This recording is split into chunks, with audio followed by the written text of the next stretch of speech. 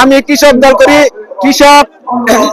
কৃষক লেট জমিতে সার কিনতে পারে না, কৃষক লেট জমিতে ফসল বিক্রি করতে পারে না, কৃষককে ঠিক মতো পানি সেচতে ফসল হয় না, কৃষকের সারের ভাবে ফসল হয় না, কৃষকের বন্যায় খেয়ে যায়, খাল খনন করতে হবে, নদী খনন করতে হবে। এই আমাদের প্রত্যাশা।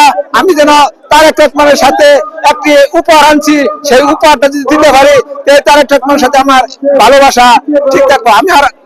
আমি অন্তর থেকে তারেক রহমান সাথে ভালোবাসি। তারেক রহমানের সাথে আমি সুন্দর একটি ধানের শীষের মোট উপহার আনছি। যদি আমি গ্রহণ দিতে পারতাম, তাহলে আমি যেন মরে গেলেও তার সাথে